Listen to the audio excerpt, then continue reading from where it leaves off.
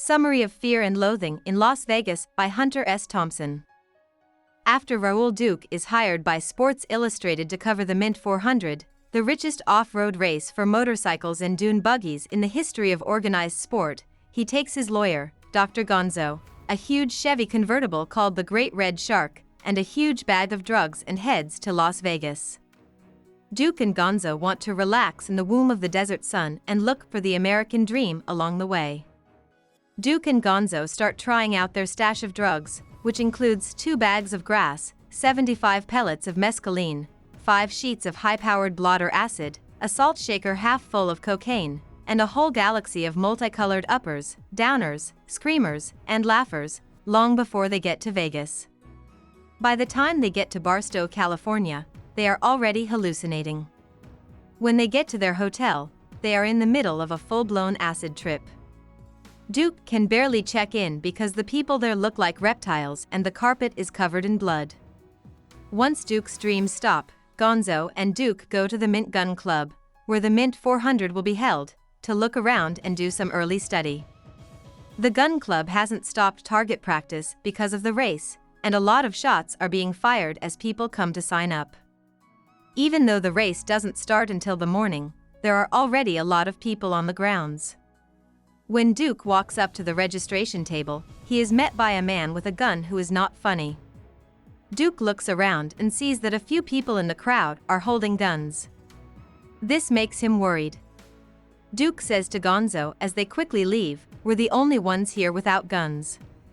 They go to the bars for the night and come back to the club early the next morning. After Duke and Gonzo kill some time in the bar, the drivers take off. However, when 200 bikes race into the desert, it's hard to see for a while. Duke takes a press vehicle around the track, but he doesn't see much except a big group of scary nationalists with a machine gun, so he chooses to go back to the bar and drink heavily. Duke and Gonzo decide to go to the Desert Inn to see the Debbie Reynolds and Harry James show, but they get kicked out quickly for being too loud. They take some mescaline and breath some ether, and then they go to Circus. When they get to the casino, it's a complete mess. Trapeze shows fly high above their heads, and there are lots of colorful draws on the gaming floor as well. The bar in the restaurant is on a wheel, and Duke and Gonzo drink their beers while going around and around. Gonzo starts to feel the feared feeling of a bad trip, because of all the lights and movement. "Nonsense," says Duke. He thinks they've found the main nerve of the American dream, and he's not ready to give up. That night, Duke finds Gonzo in the bathtub listening to White Rabbit by Jefferson Airplane. Gonzo had eaten a whole sheet of blotter acid earlier in the day. Gonzo is clearly on the verge of a crazy acid trip, and he wants Duke to throw the radio into the tub at the peak of the song so he can get higher. Duke finally gets Gonzo to see sense, and Gonzo quickly falls into a drug-induced state of catatonic despair. Duke started using psychedelic drugs in the 1960s in San Francisco, which he called a very special time and place to be a part of. In the late 1960s, a whole group of young people came to a head in a long, fine flash, and even though it might not have meant much, for a while there was a sense of inevitable victory over the forces of old and evil. Duke has happy memories of the hippie wave of the 1960s, but the wave finally broke and rolled back. The next day, Duke and Gonzo are reminded of the huge amount they have spent on room service. They can't pay it, so Gonzo goes back to Los Angeles quickly, leaving Duke to pay the cost. Duke thinks it's best to run away and slip the noose, so he gets in the Great Red Shark and goes back to LA. Duke gets to a town in the desert called Baker before he starts to feel crazy and lose it. Even when Gonzo wasn't around, he took a lot of drugs, and now it looks like he'll never get home. He calls Gonzo, who tells him to go back to Vegas. Duke has been asked to cover a seminar on drugs for the National Conference of District Attorneys, and a room at the Flamingo and a white Cadillac are waiting for him at the airport. Since Gonzo is also coming back, Duke plans to go back to Vegas. Sign up at the Flamingo and send over the white caddy right away. Duke thinks, if you want to do it right, remember Horatio Alger. Duke goes to get the caddy, and when he gets to the Flamingo, Gonzo has already checked in with Lucy, a strange girl of unknown age. Lucy ran away from her home in Montana, and Gonzo gave her acid on the plane. Duke talks Gonzo into sending Lucy to a different hotel, and they go back to their bag of drugs, which is getting smaller. Gonzo brought a bottle of adrenochrome from LA, and Duke is messed up for the rest of the night. The next day, Duke and Gonzo go to a drug meeting for district attorneys. They end up in a room with 1,500 people who work in law enforcement. The so-called drug experts know very little about drug use and drug users, and they portray the drug culture as crazy sex addicts. Even though Duke and Gonzo have a head full of mescaline, it doesn't change much. Duke says these poor cretins didn't know mescaline from macaroni right before they walk out the door. Duke and Gonzo get high for the rest of the day and end up in a North Vegas diner. There, Duke and Gonzo tell Lou, the cook, about their plan to find the American dream. Lou asks about a Vegas club. Is that the old psychiatrist's club? Lou says that the club is dangerous and full of drugs. It is also closed for remodeling right now. When Duke and Gonzo go to the club later, they find that it has burned down. The next day, Gonzo goes back to LA, leaving Duke with another crazy hotel bill. The white caddy is in bad shape, and Duke is almost broke. Duke will also slip this bill, but first he will go back to Circus Circus to see his friend Bruce. Duke tells Bruce while they are both sitting at the bar that he has found the American dream at Circus Circus.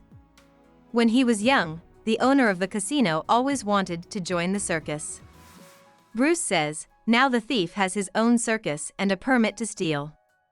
It's a Horatio Alger story, Duke says, and then he says he's totally confident as he leaves Vegas. About the author. Hunter S. Thompson was born to Virginia Ray Davison, a librarian in Louisville, and Jack Robert Thompson, an insurance adjuster. Thompson and his family lived a happy middle-class life until Thompson was 14 and his father died of a rare muscle disease. Thompson went to high school in Louisville, but he was not able to take his final tests because he was charged with being an accomplice to a robbery and ordered to 60 days in the local jail. Thompson joined the U.S. Air Force the same year, and in 1956, he tried to get into a flight school. In the end, his application was turned down, and Thompson was sent to Florida, where he took classes at night at Florida State University and wrote for the school newspaper. In 1957, he was given an early honorable release from the Air Force because he was rude and couldn't follow orders. Thompson stayed in New York City for a short time and took some classes at Columbia.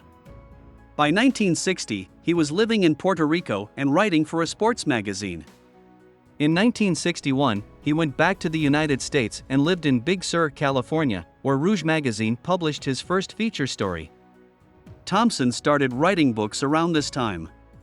One of them, The Rum Diary, was about his time in Puerto Rico, but he didn't get it published at the time. Thompson got married to Sandra Dawn Conklin in 1963, and she had their son Juan in 1964. By 1965, Thompson and his family were living in San Francisco, California, where he was involved in the American counterculture movement. He was asked to write a story about the Hells Angels biker club, so he wrote and lived with them for a whole year. Thompson's study on the club got a lot of attention, and he was offered deals to write several books. Unfortunately, Thompson's supposed financial success made the Angels mad, so they claimed half of his money and beat him badly. Thompson went to Colorado at the end of the 1960s. In 1970, he ran for sheriff of Pitkin County but lost. During his run for office, Thompson created Gonzo journalism, a new type of reporting that doesn't try to be objective and instead uses first-person accounts to describe what happened. Fear and Loathing in Las Vegas was written by Hunter S. Thompson in 1972. The reviews were mixed, but the book became popular with the public during the 1970s and is now a classic of American writing. Thompson was a writer for most of the 1970s, but he often got drunk and missed deadlines because of it. He started to slow down and spend more time alone in 1980, but he kept writing for Rolling Stone magazine. He worked on a single book for most of the 1990s, but it was never released. In 2000, he started writing a weekly column for ESPN. Thompson married Anita Bijmuck in 2003, and he shot himself in the head at his home in Woody Creek, Colorado, in 2005. Hope we summarized it fully and you liked it. Please hit the like button and subscribe to our channel so that we are motivated to create more videos.